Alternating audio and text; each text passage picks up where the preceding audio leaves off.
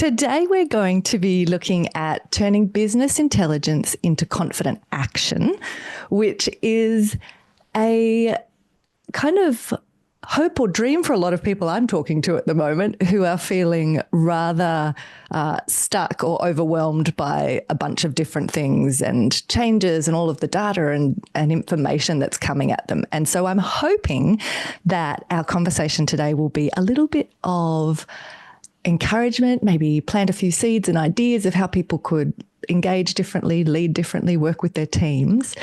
But I have asked my friend Kiva Slade to join me on the podcast to share some of the things that she's observed over the last few years and what she thinks that we as business leaders should be really focusing on now, what we should be doing, getting to that action piece. And the confident action, Kiva, is what we're after. So Kiva is the founder of the 516 Collaborative, which is a business consultancy dedicated to helping women, small business owners thrive. She's a certified coach and business strategist and combines data-driven strategic consulting with transformative leadership development. Kiva's approach helps clients elevate strategic thinking, implement systems that support their vision, turn business intelligence into confident action, and strengthen their leadership effectiveness. And she's the strategic growth partner and fractional COO that we all dream of. So thank you for joining us to share some of your wisdom today, Kiva. Thank you so much for having me, Bessi. Really lovely to come full circle back into having this conversation with you today, because a few years back I had the pleasure of being in a small group with you where we met every 2 weeks online for a year, and you were our wonderful leader of that team. And I think there was probably was it 10 or 12 of us? It was a decent size. And what's really fascinating is many of those people I'm still in contact with, and it kind of created some really great connections, even though it was virtual back in that time. Yeah, absolutely. And I know that there was, post-COVID, we're craving, I think, connection. And I just love, though, how our cohort, and no shade to the other cohorts that are out there, but I just love that we just really had a great group of women who, just like you said, have absolutely stayed in touch with each other, are continuing to cheer each other on and support each other. And I love looking back to see how each of us have grown in our businesses and as people, since that time that we were connected. And so I just absolutely love that time and so grateful that we have stayed in touch as well. Yeah. And honestly, on the back of that, I have a real deep respect for you and your leadership and the way you engage, because you led that group really beautifully. And so I'm excited to have you joining us today to sprinkle some of that, strategic and operational magic into the conversation, because you do have a beautiful touch in the way that you do that. So I'm very glad to have you here. And I thought I would just give a little bit more background for anyone who isn't familiar with you, Kiva, and then feel free to jump in if I miss critical things. So I'm wondering, Kiva, as we sort of jump in and focus on a few of those key areas that are your brilliance, what are some of the elements that you've seen or the insights you've had over the last few years working with different business leaders that what are we at the end of quarter one of 2025 now, when you think about this moment that we're all in and the insights you've gathered over the years, what do you think we as business leaders should be focusing on right now and doing in the way we lead? I love that. And yes, we are absolutely right now, as we record this, on the cusp of closing out Q1, which January felt like it was several months in one. And now we're all like, wait, hold up. We're trying to catch up. Really, what happened? Exactly. January was so long, but really taking time right now to, if you have not already, set aside some time in this upcoming week, do some reflection. You started the year with a plan. Where are you at with that plan? Does this plan that you had still feel aligned? How are you feeling about it?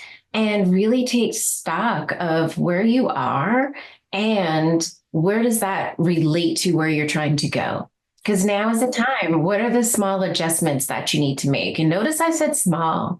and that wholesale change needs to take place, it's often in those small tweaks that we're able to get that next batch of momentum that we need moving forward. So really take time to look at, because I think we want to make like, oh, this isn't working, or I'm not getting to where I need to be, and we make a wholesale change. You really then don't know at the end of quarter two, looking back, was that the thing that moved you? Or are you still at that point of frustration because you're like, I didn't get to where I was trying to go? And that, I think, is the hardest part in this, is that constantly feeling like the target is moving. And so it's like, it's constantly moving. I'm never going to catch it. But in some instances, did we set a target? So obviously what I just shared assumes that in the beginning of the year, we set a target.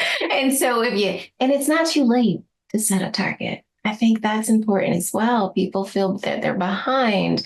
I'm still trying to figure out what it is. It's not too late to set your target, but let's set it manageable in terms of what the target should look like.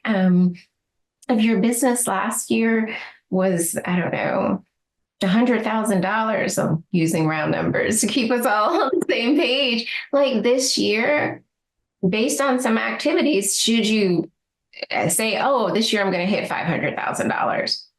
That's a big leap. Unless you have some major things taking place, maybe you should scale that goal back some. And what does that look like?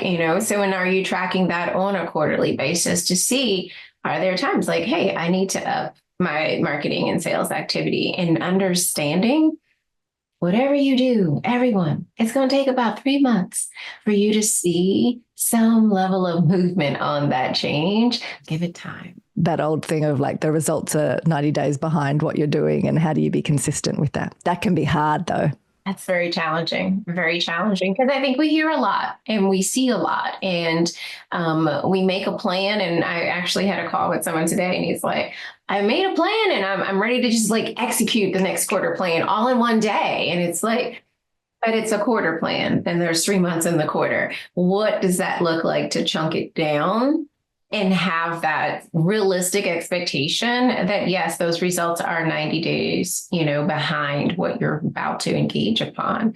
So I think it's one of the things when I look back, clients that I've worked with who have either a coach who has, some level of accountability with them, or they have a group of other like-minded entrepreneurs, you do need a cheerleading squad. You do need people to continue to hold you, the balloon's flown up and you got someone who's going to tether you, because it is hard. It is challenging to stay the course when you're not seeing results. It's no different. I'm a certain age, I like to say now, and my working out, and like, you're looking at the scale for a result. And guess what? The scale may not be the number you need to focus on. I've started to actually measure, different, like, oh, look at that bicep has increased. I may not notice it, but in those measurements, I see a difference. So sometimes, even speaking about intelligence in the business, sometimes we're focused on the wrong things. Like we're like, that's really true in that tracking of the progress. So often we are measuring and watching that trend line on the wrong indicator. And that can be really demoralizing, but also unhelpful if actually, therefore, you're making decisions based on the wrong information. Exactly. And that's the thing. So having that accountability group, making sure that you give yourself space in whatever it is that you're doing, because you're not going to see a change overnight. And then also, what are you tracking? Because that's going to be key. We can get technical and leading and lagging indicators and all the things, but it really does matter. What are you looking at? Sometimes we're only looking at a revenue goal. Well, there's some, necessary parts of that, but is that the end all be all? And how many people are in your pipeline? Okay, because you can't hit that revenue goal if there's no one in the pipeline. So where's that energy being spent on getting people in conversations and however it is that people are securing clients? If you don't have people or work or contracts in your pipeline, it really doesn't matter to track your revenue goal. It will be demoralizing because there is nothing that's coming and you're not necessarily spending any effort on securing anything new either. Yeah, I think that's a really important one too. If we think about the broader ramifications beyond just us as an individual leader, but our team and how they're feeling motivated or engaged or able to contribute to hitting any goals or targets that we've set. I'm seeing, and this happens every year, but in this period, like we said, as we're wrapping up one quarter and you're having conversations with clients on how are they going on that plan, that lately there's been a number of people I've talked to, and when I've then dug in and said, so what are you working on, like with the team? How have you explained what those targets are and what those goals are? And, you know, I'm a very, physical paper, whiteboard kind of person, not just all digital. And so they'll talk about, oh, we've got this thing up on the wall, and I'll say, take a photo and send it to me. Like, I want to see what that is. And when I look at some of those patterns, interestingly, often when there's a little bit of confusion around whether we are on track or how to get the team focused, when I look at what they've put there, they're just the goal itself. So it's the number of clients or the revenue piece. So I've been trying to get people to use, I have this kind of approach where I break down, yes, that's a target, great. Like, you've got that outcome or target. Again, people use different language. But if we don't then dig into what are some of those levers that we can pull either individually or as a team to contribute positively or negatively to that, and then what are those actions that we take, the actual activity that needs to occur, which is some of the things you just described of, if we come back and we look at a lever like, well, how many actual leads did you have? Or what's the size of the database? How are you in? You need to do that reverse engineering, because otherwise it's very difficult to move beyond just a exciting moment of ticking a box or putting a star on a target when it's achieved. What is the work that's had to go into increasing the chance of hitting that? Yeah, and that is huge, because as leaders, we want to set those goals. And if you have a team, it is not solely incumbent upon you in order to reach those goals or targets. Like you said, we all use different language. And I think that having that team buy-in, having that team understand, I even go as far as co-collaboration of the co-creation of, to ensure there is that, and really understanding the people on your team, because there are some who don't need the co-creation collaboration of the development. They just need to know, so what do I need to do in this to make this happen? Yes. And they might be overwhelmed if you involve them. They just want you to tell them what to do. Yeah. Right. So you have to know, like, what's the composition of your team? But you might have some people who are like, so why exactly is this our target? And these are the 15 things that come with that. So how are we going to break that out? And it is challenging, especially I think in small teams, like under 10 people, to meet in the middle of what kind of the two factions you might have, which are those who are like, I don't need the 15 steps, just tell me which 4 are mine. And the others who are like, no, I need the 15 steps because I need to understand how does this roll up to this and how does this roll up to the actual organizational goal? Because I need to not only understand my piece of it, but how do my actions contribute to the overall, reaching of the goal? You got to find out what that is and take the time to meet both, not just kind of teach to the middle as they do sometimes in school. You might leave someone off here and leave someone off there, but really figure out what that looks like for your team. And if it's not a skill that you have, please get a facilitator, get someone to help you do that with your team, because when the team has, they have that buy-in, they know why, for those that need to know why. They're doing the things, they're making the actions take place that need to happen in order for the goal to be hit. But like you said, when there is confusion around what it is, why we're doing it, what's my role in it, how responsible I am for it, and that leads to a whole nother conversation, because if they're responsible for it, but you kind of take that responsibility back, give it to them, like, you're responsible for it, but... And it's like, it goes back to creating a lot of confusion.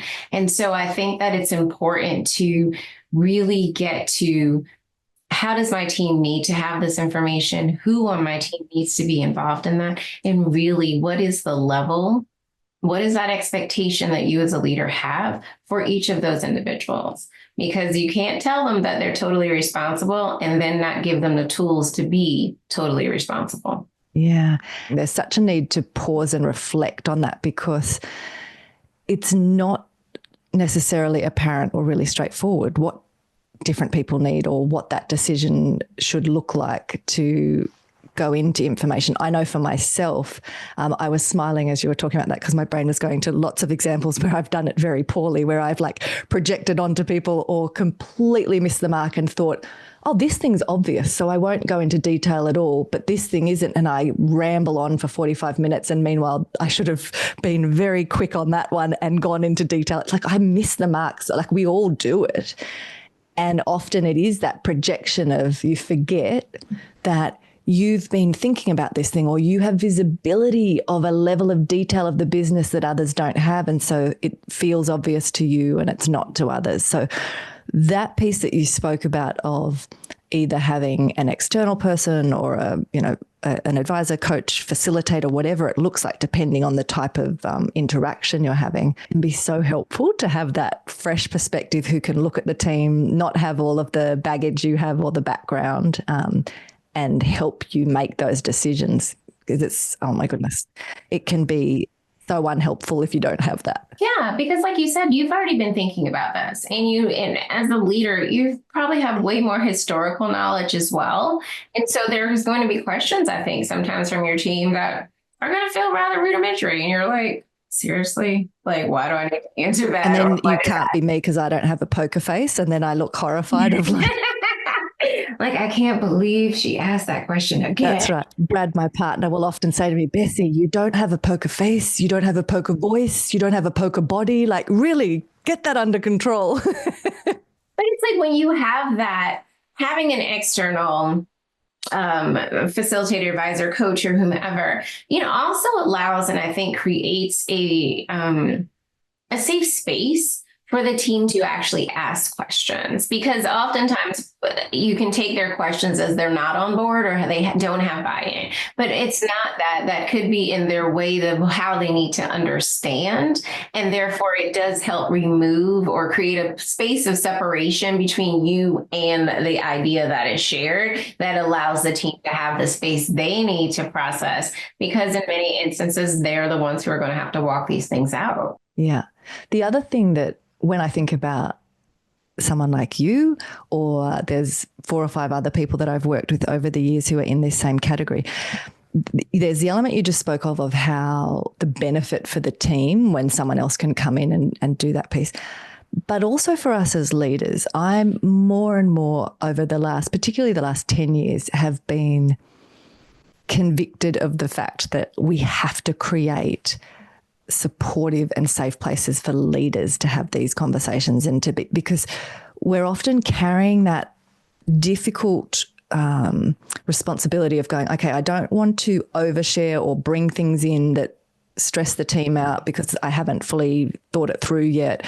But who do I share that with? And again, depending on the size of the team or the capability, sometimes you can have a decent sized executive or board, but they're not strategically capable. And so you don't have that sounding board to work through these things. And so I would just encourage people that in listening to you, that yes, there's some great bits that we want to dig into today about the benefits for the team, but finding that way that you have support as a leader, I can't tell you, even in the last year, there's 2 instances in particular where I was trying to work out how to position something and talk about it. And I just was really struggling. And there was 2 different people I went to where I said, here's my draft, please advise, like tell me. And it was hilarious. And because they were people I trusted, again, when you've got that safety that you spoke about, you don't have to try to be clever or try to prove to them that you know what you're doing. You can just say, honestly, this is messy, but this is kind of what I want to communicate. Help me here. And in each instance, I had these beautiful conversations where they'd kind of laugh at me and be like, okay, tone that down a bit there and, take this out. But you do need to find those ways, because given all of the elements we spoke about at the beginning of what people are grappling with, there's so much change happening. If you don't, as a leader, have some of that support I just think you are making what is already a difficult situation even harder. I think that's one of the things when I work with clients, it's like, you get the feedback of, wow, like I'm no longer the only one having to carry this. And that support is really important. And I think you said something about trust, like you have to partner with people who there is that trust. For many people, you started this, it could be your first baby before you had babies, or, it still is your baby. And, it's not like that commercial where by the second or third kids, the car mechanic could, babysit. This is that first one. And finding someone who I think it's trustworthy, is going to be supportive, but also is lovingly going to challenge you. Because that is like in those examples I gave, in both instances, They toned me down massively, and it was important because I was being too full on. Exactly. And so I think that, realizing that, and I think another part of that I've seen is there has to be a desire in the leader to, I think we have a culture where people think that leaders are just born, and they're not. Your skill set that got your business to this point was what it needed. But for your business to go to that next point, you're going to need some additional skills, and you must be open to what that is. And what I see happening sometimes with some businesses, they're about 1.5, 2.5 mil. They're like, I'm ready for someone else to come in and take on the day-to-day, someone else to just take on all the things. And it's sometimes too premature because there's still the business has not yet been able to successfully transition from the founder's identity. And there's too much that's still just in their head or intuitive. It hasn't been made explicit. Yep. Exactly. And so it's too premature to do that. And what does that send to the team and to others about, what does this look like? What is the dynamic here? You also end up spending a lot of money and making a lot of bad decisions in that process if you haven't done it. But oh my goodness, it can be very frustrating. And I know in previous businesses that I built, each time I had to stay in the detail and the things I didn't like way longer than I wanted to. So in one, I was bored out of my brain for the last 3 years I was running it, but it was because it wasn't yet. We had to get enough of those things where, I often talk about it as you can't too quickly try to push things to being automated or, pushed into the space of algorithm, if you like, language people are using now, that if you don't know yet whether it even works or it is the best process to get those outcomes you're after, you don't want to automate that stuff. You don't want to scale something up if you haven't actually tested and refined it enough. And that's hard for the types of people. Like I know you said, there's that element of leaders aren't just born, but for those of us who have a certain inkling to engage in a certain way, the patience and discipline to kind of stay there and get things to a level where you can hand them over to someone else, that can be very tricky. Very, very tricky and very hard. I know that with a lot of the different work you've done and clients you've worked with, they're in that space of they now feel they've got the breathing room to bring you in, whether it's as fractional COO or whatever that is. And I'm guessing a lot of the time they do the piece of just throw everything at you and like fix it, like make it work. Make it work. Make it right. Tell us then, because even a lot of people who are listening to this are at a bigger, more established side of their business, but we still all have those, whether it's a project or a team that we just want to throw to someone else and say, like, I can't get my head around it, fix it. Talk to us about, are there certain things that would have made your job easier to actually be a bit of a miracle worker and fix it for them if they had in place? Like, what could we do before we hand something over or bring someone in to have more of that operational structure and discipline in the business? How could we set ourselves up so that we're setting them up to win and we're setting ourselves up to not be frustrated? I love that. I think it goes back to something I said earlier, giving ourselves time.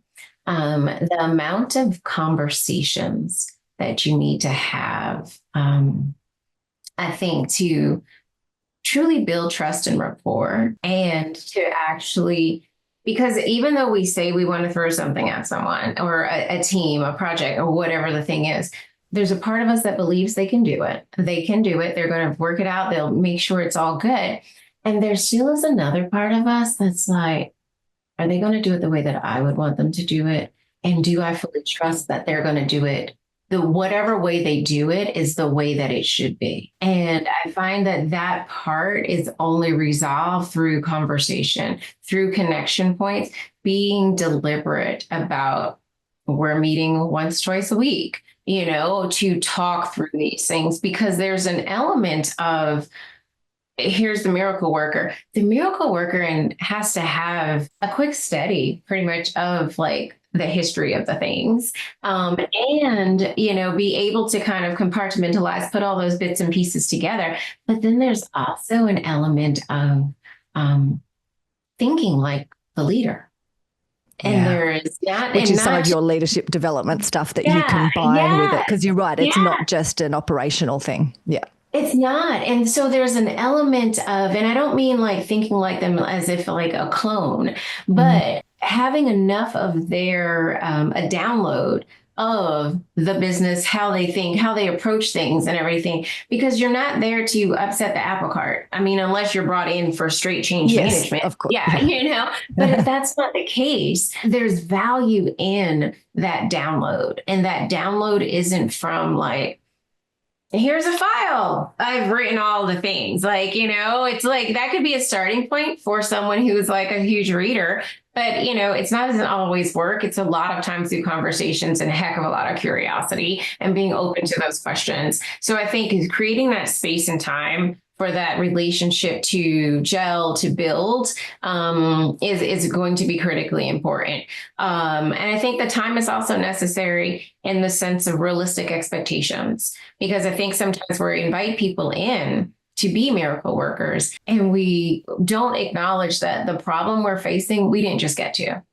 It's been there. There's layers to it. And as this person is peeling back the layers, they're like, whoa. It might get worse before it gets better too. It gets worse before it gets better. And so there's that level too. And I think the other part is really, like you were saying, getting that stuff out of your head. I don't care what size your team, your building, your organization, your whatever it is. There are things that live in your head. And also, whether we want to call them SOPs, processes, whatever language we want to call it, they have to be documented. Just like you said, don't rush to automate things. Don't think that things that are in your head are not worthy of being written down. Because there is power in, this is how we do this. And you can't gauge if the way it's being done is the best way, the most efficient way, the whatever way, if there is really no understanding of how it's done, because there might be 3 people who do it and all 3 are doing it differently. When you actually get explicit and lay those things out, one of the pieces that I always get people to do is then with like Post-it notes, or if they're on a whiteboard, whatever it is, a different colored pen, to map those things out and then write, what are the assumptions and where is there evidence? So like what would have to be true for that to actually occur? And do I have evidence? Because every time I've done that in my own business or with other people, depending on the person, there'll be swear words there, or like where they'll have these moments of like, oh my goodness, I just realized it's not until it is explicit. Because when it's in your head, you can just jump over things. It's a given. Of course that happens. Like, I had a really strong one years ago where I sat in the back of a workshop that my team were running, and I thought, oh, while I'm here, I'm just going to sit and map out for this program that we're running what those outcomes were that we were saying we wanted to achieve. And I'm going to do the reverse engineer of like, what has to be true? Where's my assumptions? Where is my evidence? And as I sat there watching the team running the session, I realized that there was a particular way of engaging with the business leaders in the room that I had assumed everyone would do because it's how I operated. And I was like, oh, that's actually uniquely how I engage. But if the team don't learn how to do that, there's this gap where we're going to have shared some really useful information, but they're not going to get to that outcome, which is kind of the promise, the value proposition of what we're doing here. And it was so powerful because it suddenly made me realize through it being down on paper, like you said, not just in my head, that I either needed to train and upskill my team to do it, or there was a particular part of the workshop that I had to run at this point because the team couldn't do it. So those pieces, I think you're so right that we're so busy and, action and impatient, but the discipline to get more of these things written down and be able to look at them with ourselves in reflection, but also with others, can bring out so many insights that we otherwise miss. Absolutely. And I think that even ties back to where we started with this being the end of quarter one.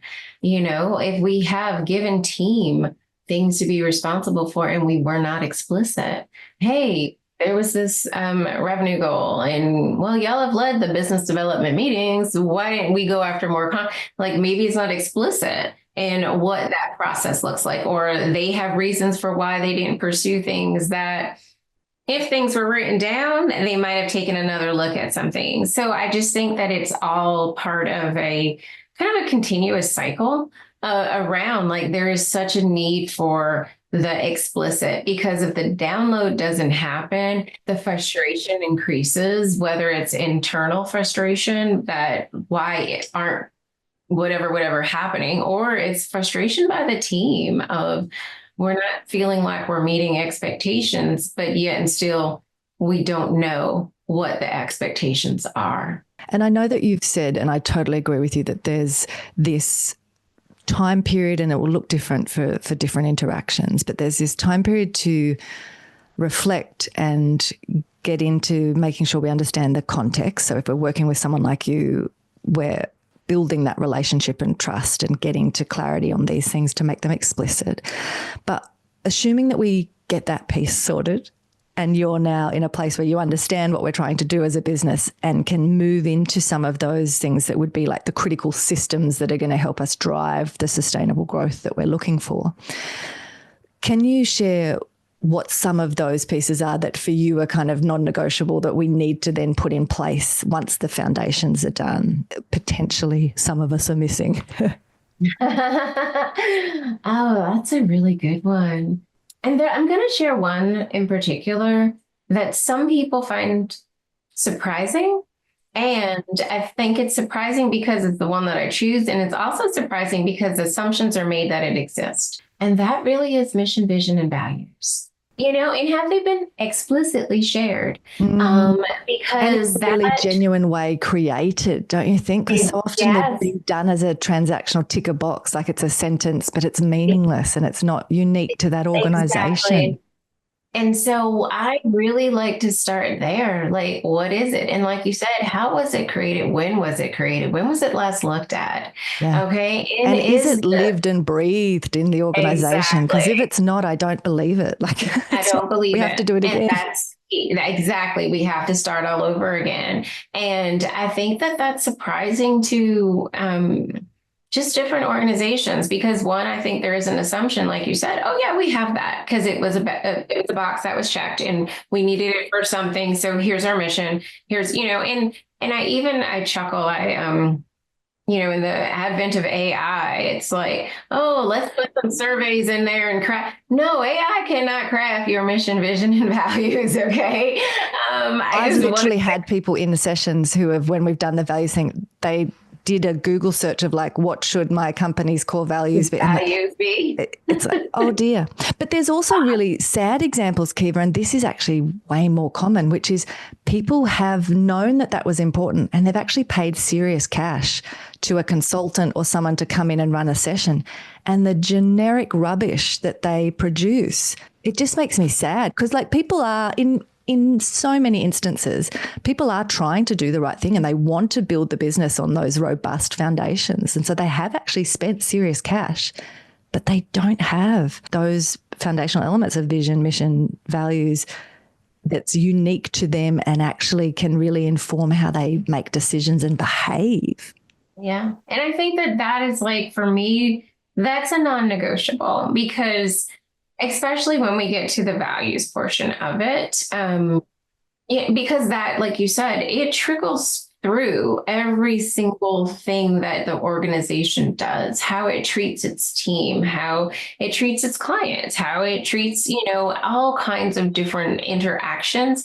And so mission, vision, and values would be just one of those non-negotiables for me as something that needs to be in place. And like you said, has to be lived and breathed. I don't want something that was just templated, boilerplated, and it's like, oh yeah, this is what we, have as our mission, vision, and values.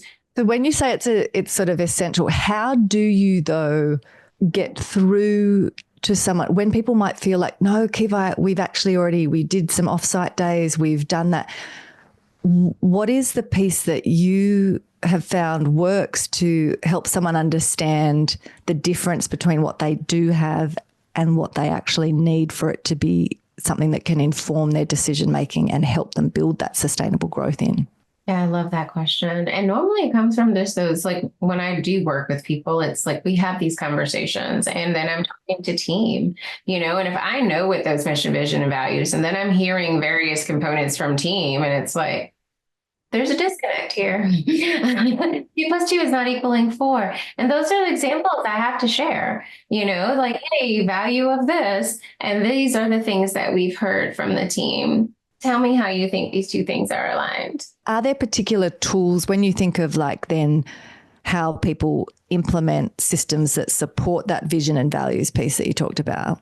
Are there certain tools that you get them to use, or types of meetings, or a cadence of reflecting on it? What have you found most helpful? Love that. Yeah, we sit there first. There's those initial conversations, and that depends on the size of the organization in terms of what that looks like. And I love to have, if there's, smaller than 20 people, you have that space and grace for some one-on-ones and not just group conversations, because I think you get different points of view and different settings that allow things to come up, and then based on that, there is that kind of like, here are the things we find that do feel aligned. Here are the things we find that do not feel aligned, so now leadership, let's have those conversations. If it's one, the CEO, or is there a board? Are there multiple parts of the executive team? Here's what we found. What does this look like next? So here we're going to have those conversations of where there is misalignment, but also sharing back with the team where we find that there was misalignment, because I think there's a value in validating that they were heard, and not only heard, that it was shared and it was heard. And then it's like, through that process, let's go ahead and start additional conversations around, hey, when we're really thinking about, especially, let's say 3 out of 5 values, everybody was in agreement on these 2, okay, well, what is it that executives mean? What is it that team is meaning? Is there a space where maybe this is a value, but not in the way that it's currently worded and things of that sort? So is there a space that we can, find where that common ground is and rework this value, okay, or those last 2. So, and it really depends, I think, the size of organization. Like, this can be work that can take you a few months because of the amount of conversations that you're having and the refining that's going on and the reporting back that needs to happen. Because again, I think teams can grow fatigued of like, we've had a consultant come in and do this, and yeah, we got this other piece of paper and we didn't get any feedback back, and we're still having the same issue. And so why would I have this conversation again? You didn't listen to me last time. Yeah, there can be, yeah. And so you have to make sure that you're closing all of those loops. So it can be work that does take you a few months because of the amount of conversations and the importance of closing those loops to ensure that team is like, this is not just another one of these rides we're going on that leadership wants us to do that's taking me away from my work and nothing's going to change. And I think that's the other part of it is it's not just the culmination of we've refined the mission, vision, and values and everyone is aligned. There has to be follow-up work. There has to be additional accountability. And I would even go as far as saying like a good year out, on a quarterly basis, or, moving that to every 6 months, but really checking back in. How's it going? Are we walking these out? Is everyone still agreement that these are the things? Because again, it does feel one and done. And then it's like, they're not going to do anything with this again. So again, I cannot stress enough about space and time. And that, we want it to setting be realistic expectations of what you can do in that space and time. Space and time. Yeah. And understanding that, like, hey, we've spent 3 months on this, and here's our new mission, vision, and values. And now we're going to do this. We are going to meet quarterly on this, and we're going to connect and make sure. And you have access to, if you're external coming in and saying, you have access to this facilitator, this coach around this as well. And here's what that access looks like.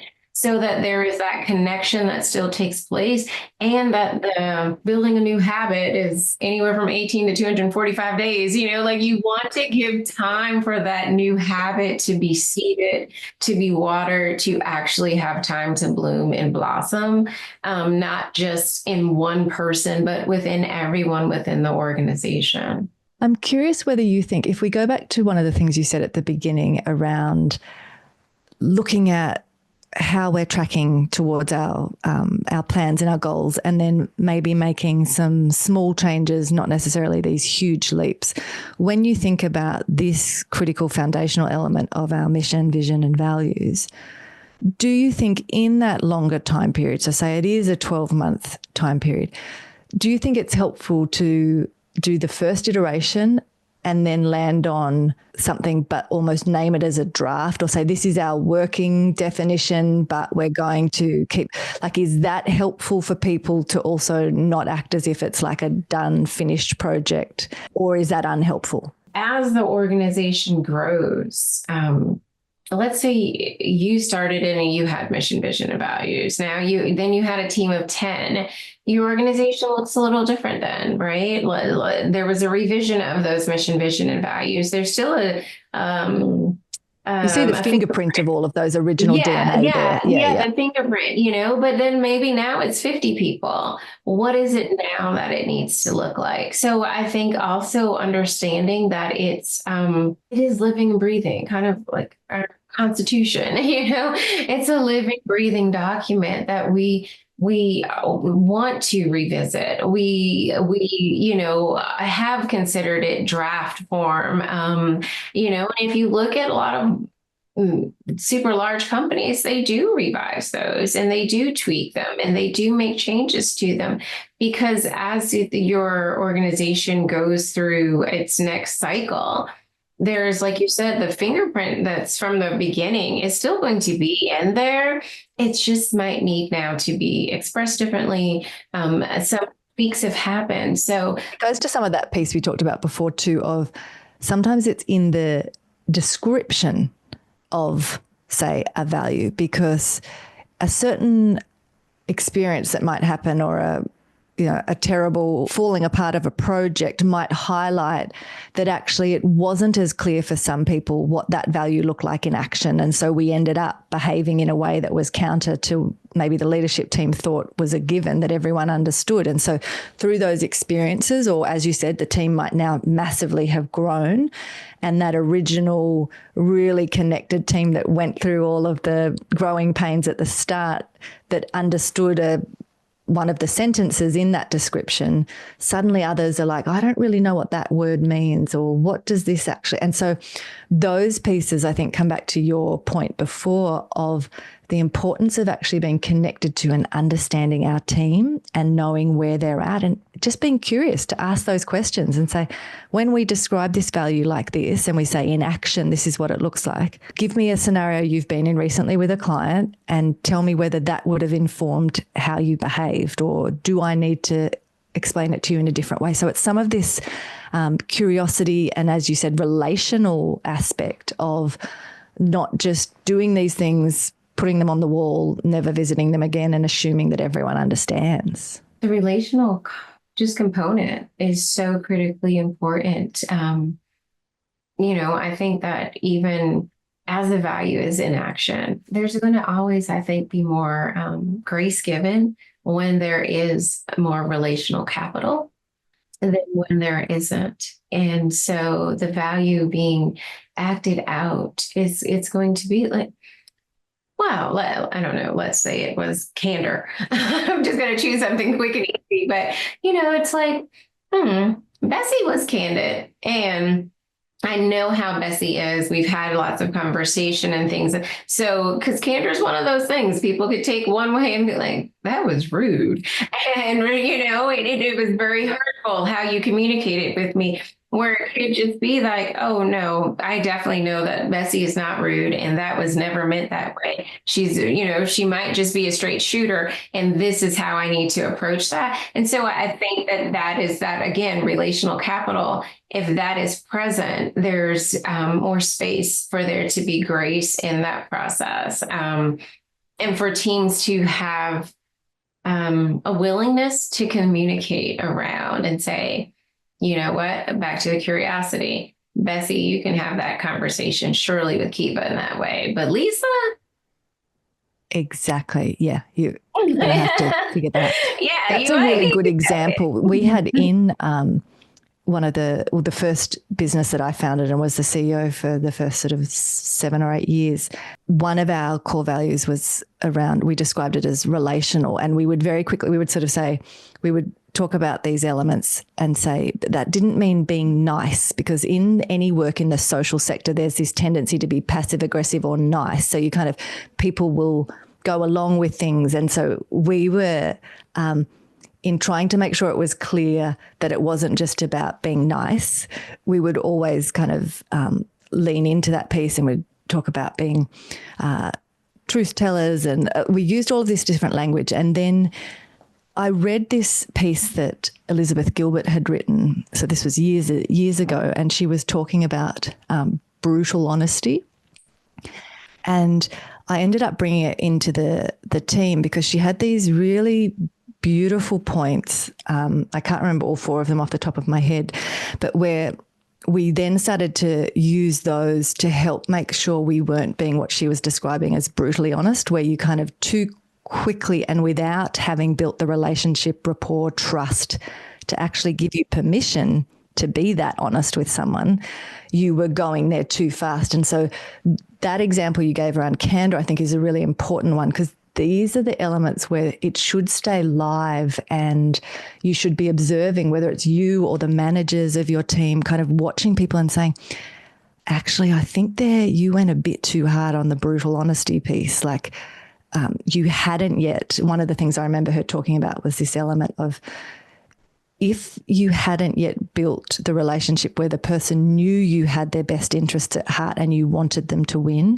then there wasn't a strong enough relationship yet for brutal honesty. Like, because they don't know that you, and so we would have to have this conversation with our team and say, okay, if you jump straight in to telling someone when you look at their business model that like, oh, that's not going to work, and they don't yet know that you want them to win, they don't yet know that you have their back, like that's too soon.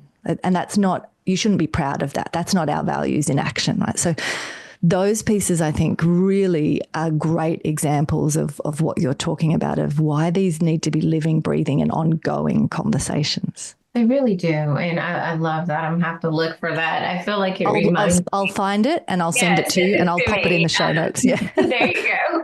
Because I think there's a book, Radical Candor. Yes, there is. That's a great, yes. Yeah. Yeah. But it's another one along those lines of like, there's such that relational capital, because then you can say things because of that, that in other instances. And it's like, that's important, especially mid-level management. Like you could make or break a team member in how that communication takes place. And what is that doing for an organization that might, I was recently at a pitch fest, and this guy who had a startup, but he spoke about how they couldn't really find middle management, but they were in an area with multiple colleges, so they had no problems with entry level attraction, but they knew that they needed middle management, so they made a conscious decision. How do we invest in the people that we have so we can move them up to middle management? And what is it that we want it to be our values in action? And And I love one of the things he said, that when they finally got to a space where they, had office space and everything, that he and his, the other founder, they never had an office. They rotated their desk amongst the different, groupings of desks, just to ensure that the values were actually not only trickling down, they're being through modeled. what was down middle management, but that they were modeling that. Yeah. And he shared more, but I loved how he shared that, because he's like, they had to make a real conscious decision. We are going to take the time and make the time to pour into these entry levels who, we see can move to middle management and things of that sort. And I think that that's just critically important, because they created an environment that people did want to stay in, and people were able to grow in, and people felt valued in. And when that happened, and that the people who stayed actually had the skills you needed, because that's another tricky one, isn't it? Because people might stay, but if you haven't taken the time to build that skill set and alignment culturally, then that's tricky. Yeah. And they wound up opening offices overseas, like in that culture. Like, people were like, hey, I'll go to the Sydney office. And so now, even though you had, I think it was London, Sydney, and somewhere else, but like, even though you had different cultures in terms of where those geographical locations, right? But, the company culture that still, and so it just still permeated. And I just remember him talking, and, I grew long enough, big enough, they sold and everybody was happy. But I mean, the thing about it is, as leaders making those conscious decisions, to know that there is going to be a space and time where you're going to have those investments in people. And I think we have to have it in ourselves as leaders in order to even be purposeful and intentional in that, growing it in others. Yeah. I think, and there's a recurring theme or pattern that's coming up in each of these different pieces we've covered, which I think does tie us back to that whole idea of turning business intelligence into confident action, which is this relationship between slowing down enough to create the space and time to do the work that needs to be done. But then even that example you just gave then there's a repeat pattern happening, which is when you then slow down and are intentional, and whether it's the modeling of the values or building up people's capacity for the culture, what it translates into is that you're naturally going to then move from the intuitive to the explicit, because something has become intentional. You now, if you're wanting to scale the business like that example had, you're going to be able to be confident in those decisions and the actions of setting up a new office, because now there is a process of how we develop young leaders, how we build management, how we expect managers to engage with the team. All of those pieces have now had the space and time to refine and iterate over some practicing of that, right? And I think that piece, and I would love to know your thoughts, is definitely something that I see often missing, is the very people who are the most driven to build businesses and lead, in inverted commas, are not necessarily the best at being patient or intentional in what they're designing and building. Absolutely. It's almost like the two sides compete against each other in that way, because I think there's, what's that? The Colby, what do they call them? My brain just left it. I need to do Colby. That's probably one of the only, I've done every of the things known to man, but I haven't done Colby. I forgot you're a Colby fan. I would be so curious as to what you are, but I definitely think that the different types that they talk about, and I can't even remember the one off my head, but it's something that's the one that most entrepreneurs, in particular business leaders, fall under, is really very much action oriented, and they tend to be very low in the first one, which I believe is a fact finder. I can remember that only because that is where my top one is. Okay. Which is why, as I said at the beginning, you're like for all of us who are doing this, you're our dream addition to the team. Right? And it's always so interesting. because the fact finder part is low, and the one that is just really escaping me, but I know it's the third one in the 4, is really often high. And that's because like that's where most, leaders and this, that's where they are. They're out, they got the idea and they're ready to run. They got the idea, ready to run. And there is a beautiful thing. Obviously, we look around us, Steve Jobs, like our phones, our whatever's, like, there's such a beauty from someone who can visualize, conceptualize, and then make these things happen in such a quick time, it feels like, and not pay attention to the 15 steps that are involved in it, and it doesn't slow them down. And there's a beauty in that balance of that other person, like you said, who, yeah, I see you. I'm with you. And I know that it's going to take these 15 steps. And this is how we need to approach each of these steps in the process. And so finding that balance that exists. And then I think building it in ourselves, because I think there's 2 aspects. Yeah, which of goes that. to the whole leadership development piece, doesn't it? Exactly. Yes. What are we You building have in? to build that in yourself. Well, what does it look like to have that patience and understand, or take the step back to say, I want to do this and I think we could do it tomorrow. And I also realize there's 15 steps. So tomorrow feels a little tight on a timeline. Would y'all all agree? Yes. What is realistic and based on our team, on our capacity, on our whatever? And then how do we plot that out? So, because I think the plotting out of it still feeds into that leader's drive and urge. And if you allow that to happen as the leader, you then start to get visibility on things you didn't even realize needed to happen. Because I think when we just run over the top of that and neither respect or are curious about, what did it actually take to achieve that? Because I think, even in the example you gave of, say, the Steve Jobs, or if we looked at the complete disaster of a person like Elon Musk, who's currently trying to destroy your country, I think it's a myth that we have built up around these people where we act as if it's like this self-made person or the one leader and then they made it all happen. That's their ego and perception of the story that they tell, but it's not the truth. It was all these other types of people and people with the detail and the fact checking. That's how the things got built. And I think this is probably if you've got a little bit more time, a nice transition into the leadership elements and the team elements, because none of this actually works if we keep telling ourselves these stories of like putting on a pedestal an individual leader who doesn't have these qualities. And if we don't then build in those practices that you're talking about to actually move this into something that genuinely supports and builds up a team. So I know that's like a lot, but related to the team and the leadership pieces, if you're happy to, for a few more minutes, kind of go into that, what comes to mind for you related to that? Oh gosh, I love that. And it's never, like you said, one person. Once that, I think even when your business is one person, I still think it's not one person. And if it is, it will forever be limited and fragile. Exactly.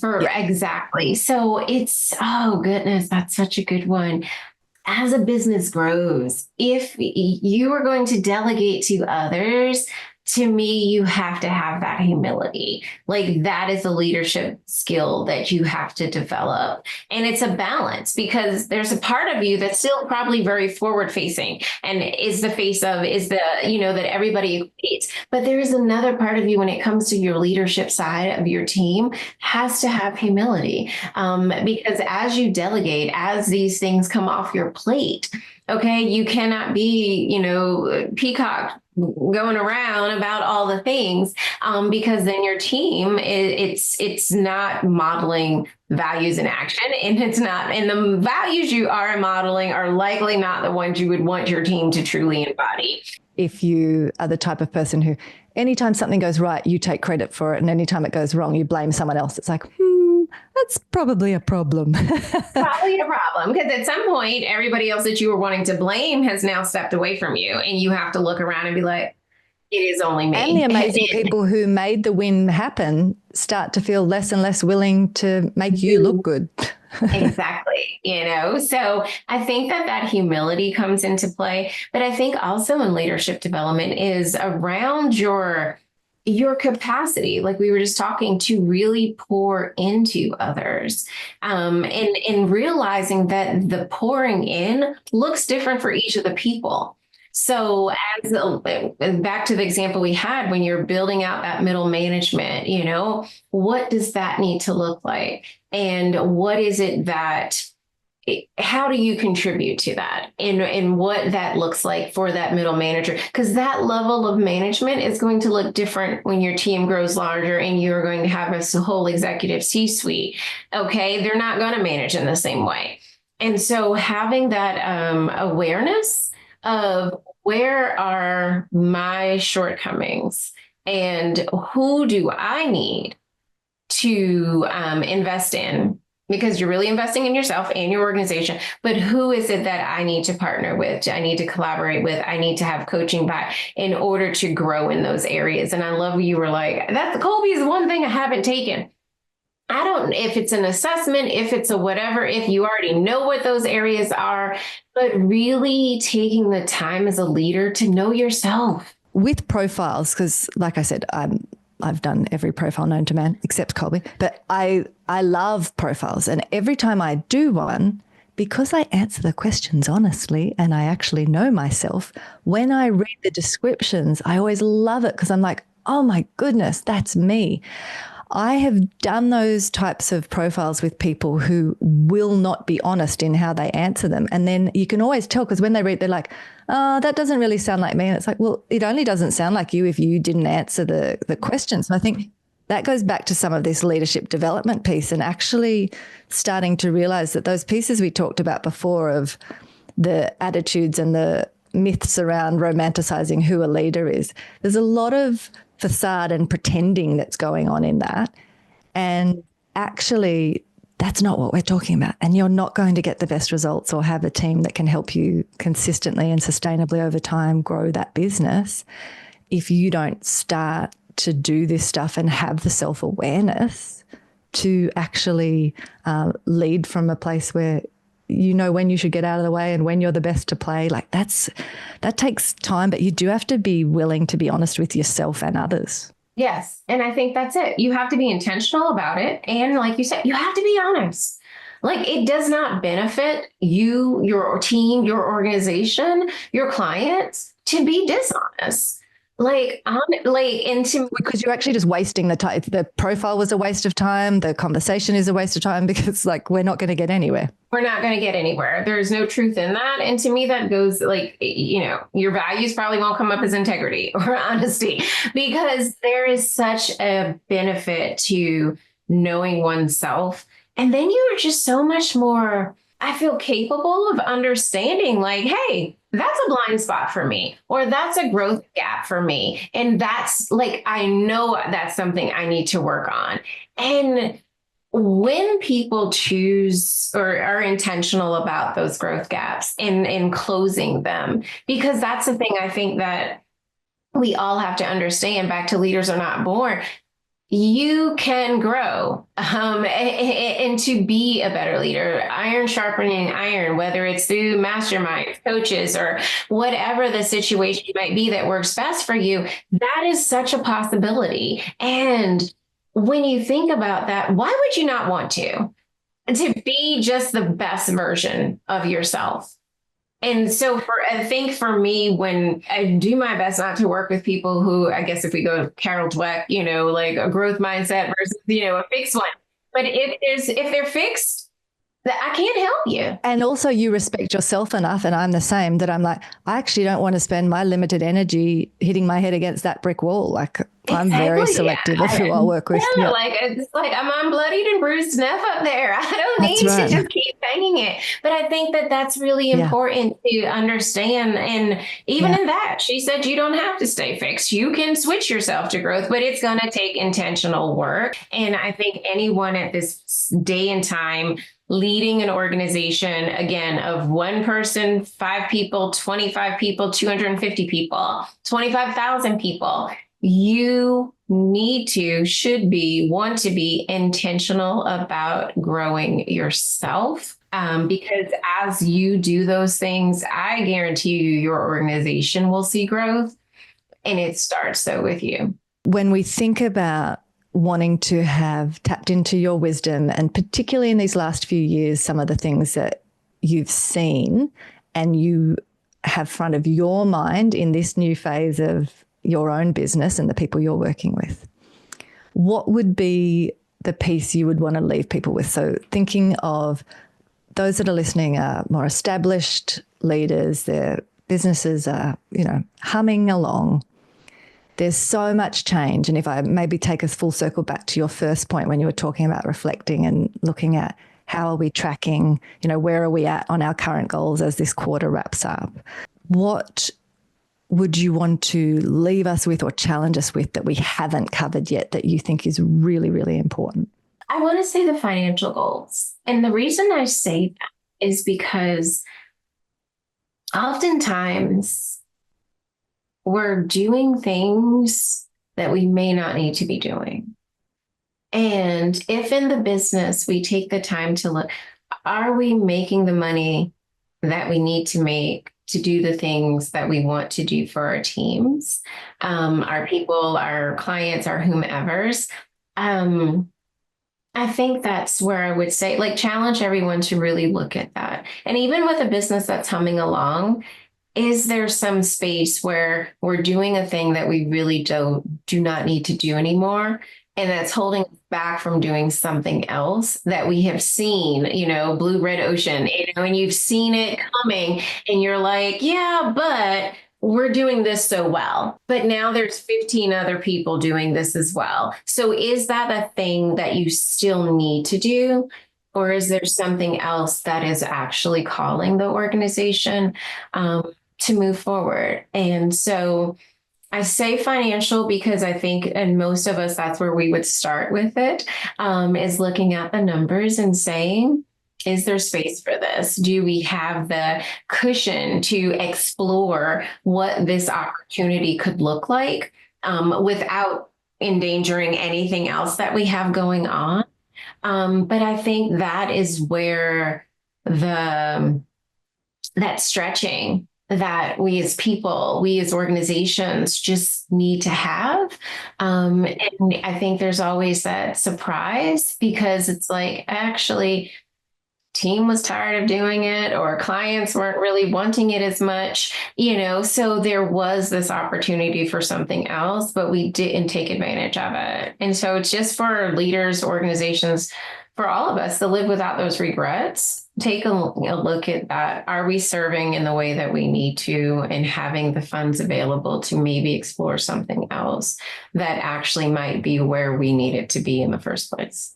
I don't know whether you've read, there's a Harvard Business School put a case study out recently on Tim Ferriss, and it was called, I think the phrasing was, Tim Ferriss, what would it look like if it was easy?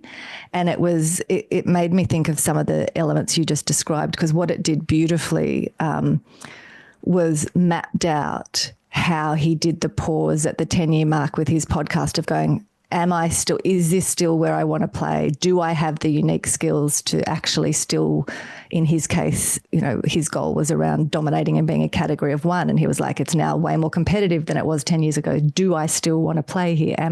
So some of those reflection questions, I think, if people wanted to, unfortunately, it's not available for free, but I think it's only like $11 or something, but it's a good case study, and it could be a piece to give some of those questions, like you've just talked about, Kiva, of sitting in the reflection moment of not just assuming we're going to keep doing things we've already always done. I love that.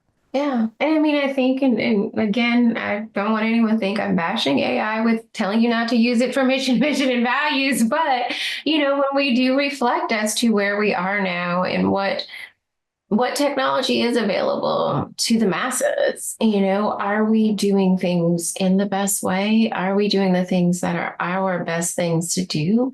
I think this is a really good time to have that reflection and really, like you said, even, is this what we want to do? Because there's so many I joke with this with my kids who are in their early 20s, like there are jobs now that did not exist when I came out. And in the next 5 years, that's only going to explode even more. Yeah. So it's a perfect time, I think, to really sit with ourselves and say, our organizations, is this really what we want to do? Because it might be time to go back into the childhood dream box and say, no, this is the thing I really wanted to do.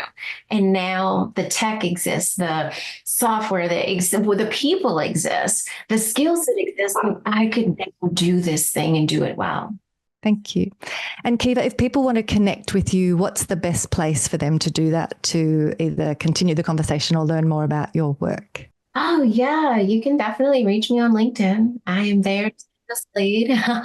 So that I think is the easiest, quickest way to reach me. Yes. Awesome. Absolutely. We'll share that link. And I really hope that people have pulled some encouragement and ideas out of this conversation. And thank you so much, Kiva, for joining us. Really appreciate it. Thank you. Thank you so much, Bessi. And I hope the same. I'm sure it'll be really useful for people.